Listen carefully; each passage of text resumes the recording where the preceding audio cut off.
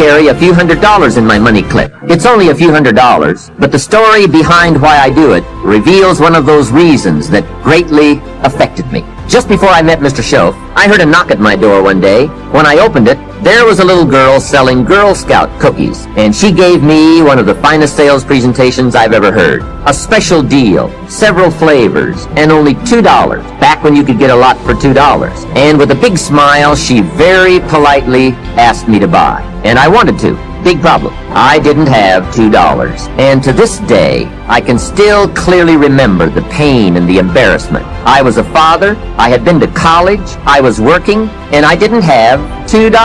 Now, since I didn't want to tell her that, I did what I thought was next best. I lied to her. I said, hey, I've already bought lots of Girl Scout cookies. I've still got plenty stacked in the house. Now, that wasn't true, but it seemed to get me off the hook for the moment. She said, that's wonderful, sir. Thank you very much. And she went away. After she had left, I closed the door, and that was the day I said, I don't want to live like this anymore. I've had it with being broke, and I've had it with lying. I've had it with being embarrassed over not having any money in my pocket. I promised myself that day that this would never happen again. I picked a day and an amount, and I said, I'll never carry less. It was one of those reasons that still affects my life after all these years. So I now carry a few $100s in my money clip. I do that for two reasons, I guess. One reason is the way it makes me feel. That special feeling of having plenty. Mr. Schoaf said to me, the first $500 you earn, put into your pocket, not in the bank. It feels much better in your pocket than it does in the bank. I've found that's true.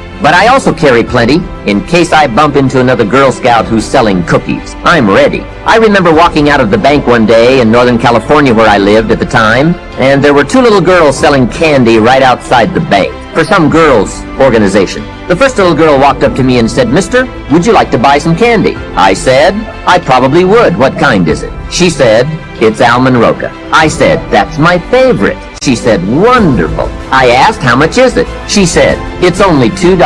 I thought, it couldn't be. Still $2 after all these years? I couldn't help remembering the Girl Scout and the cookies. I said, how many boxes of that candy have you got? She said, I've got 5. And the other little girl standing there, she was selling candy too. I asked, how many boxes do you have? She said, I've got 4. I said, that's 9. I'll take them all. They said, really? I said, yes. I've got some friends, so I'll pass them around. They got so excited, put all this candy together. I reached into my pocket and gave them $18.